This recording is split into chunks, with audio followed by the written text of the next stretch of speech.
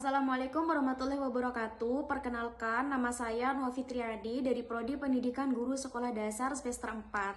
Di sini saya akan memberikan materi pembelajaran PPKN kelas rendah yang berjudul Individu sebagai Insan Tuhan Yang Maha Esa, Makhluk Sosial dan Warga Negara Indonesia. Pada materi kali ini, kita akan mempelajari bagaimana peran setiap individu dalam kehidupan.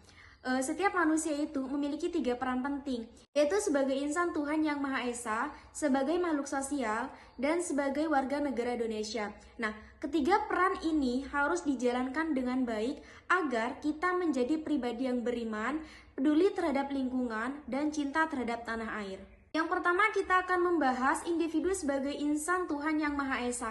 Definisi dari insan Tuhan Yang Maha Esa itu adalah individu yang memiliki kesadaran spiritual dan moral yang kuat. Individu sebagai insan Tuhan Yang Maha Esa di sini ada beberapa tanggung jawab yang harus dipenuhi. Yang pertama yaitu mengenal dan menghormati Tuhan Yang Maha Esa. Nah, maksud dari mengenal dan menghormati Tuhan Yang Maha Esa di sini adalah kita itu percaya terhadap Tuhan Yang Maha Esa, mengenal ajaran agama, dan selalu menghormati kebesarannya melalui ibadah yang baik dan berperilaku dengan sopan. Artinya di sini kita harus melakukan semua yang diperintahkan. Contohnya seperti beribadah, berbuat baik terhadap orang lain, dan menjauhi segala perbuatan yang dilarang. Contohnya itu seperti berbohong, mencuri, dan menyakiti orang lain. Yang ketiga itu bersyukur atas nikmat yang diberikan. Bersyukur berarti itu kita menyadari bahwa yang kita miliki saat ini itu adalah pemberian dari Tuhan. Dan rasa syukur itu bisa diwujudkan dengan kita berterima kasih kepada Tuhan, bisa dengan cara menjaga kesehatan, belajar dengan sungguh-sungguh. Juga kita itu harus menggunakan nikmat tersebut dengan sebaik mungkin. Yang keempat di sini meningkatkan iman dan takwa. Artinya kita itu harus terus belajar untuk menjadi pribadi yang lebih baik lagi, memperdalam ilmu agama, rajin beribadah, dan juga memperbaiki akhlak setiap harinya. Artinya kita harus melaksanakan ibadah dengan sungguh-sungguh dan penuh rasa hormat kepada Tuhan Yang Maha Esa, bukan sekedar menjalankan kewajiban saja. Yang kedua, belajar menerima takdir Tuhan. Artinya kita itu harus menerima ketentuan dari Tuhan dengan ikhlas. Namun menerima takdir di sini bukan berarti menyerah. Kita itu harus tetap berusaha semaksimal mungkin, kemudian menyerahkan hasilnya kepada Tuhan. Yang keempat di sini itu berakhlak mulia, berarti memiliki perilaku yang baik seperti berkata jujur, berperilaku dengan sopan, rendah hati, suka menolong, dan memiliki rasa tanggung jawab. Dari semua contoh perilaku tersebut itu menunjukkan bahwa seseorang itu tidak hanya dilihat dari ibadahnya saja, tetapi juga dari sikap. Selanjutnya di sini ada individu sebagai makhluk sosial.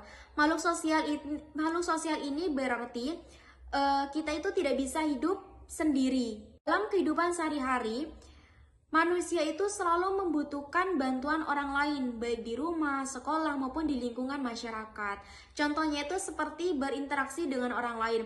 Manusia itu selalu berkomunikasi, saling bekerja sama, dan saling membantu dalam menjalani kehidupan sehari-hari. Yang kedua di sini membentuk hubungan dengan masyarakat. Maksudnya kita itu harus menjaga hubungan yang baik dengan tetangga, teman, guru, maupun masyarakat agar tercipta kehidupan yang rukun. Yang ketiga, berkontribusi pada kesejahteraan masyarakat. Artinya, setiap orang di sini diharapkan bisa memberikan manfaat bagi lingkungan sekitar.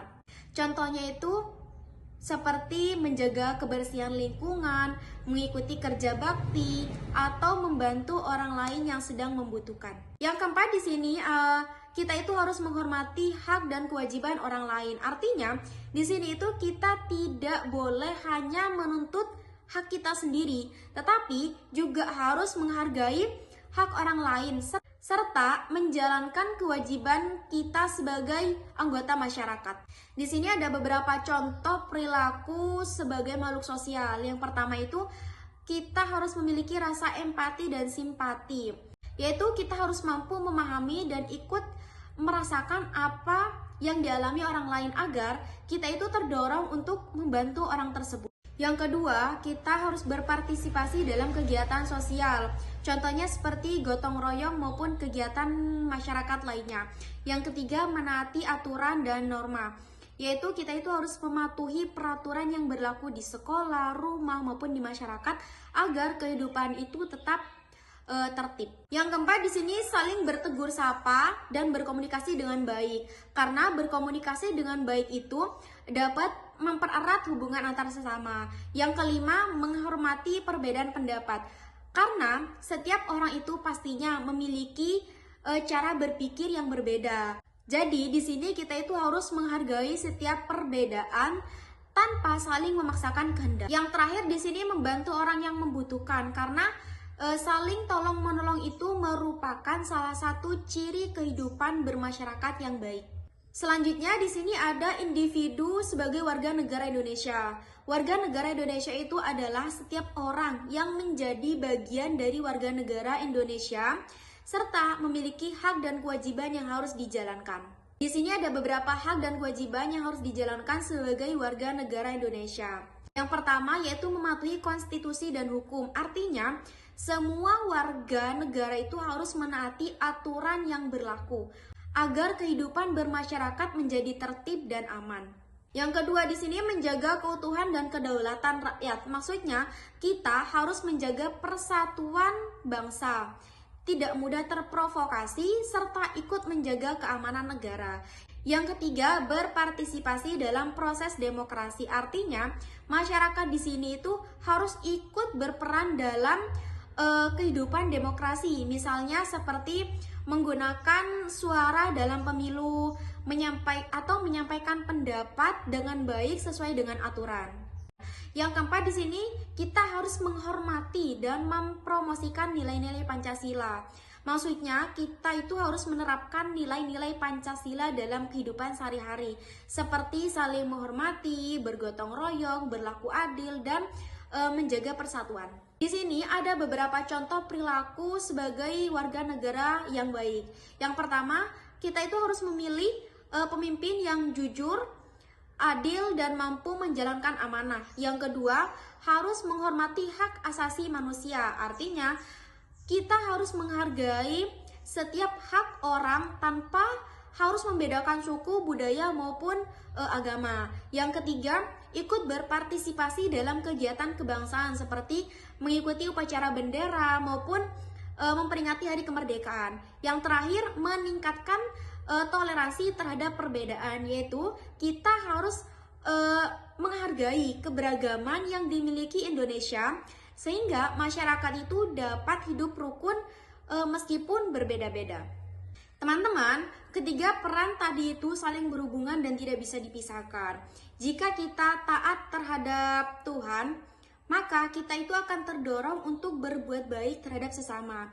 Jika kita peduli terhadap orang lain, maka kita juga akan menjadi warga negara yang bertanggung jawab.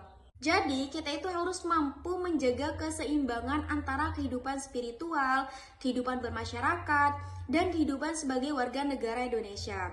Dengan begitu, kita dapat menjadi pribadi yang bermanfaat bagi keluarga, sekolah, masyarakat, maupun bangsa. Sekian penjelasan dari saya, semoga materi ini dapat menambah pemahaman kita dan dapat diterapkan dalam kehidupan sehari-hari.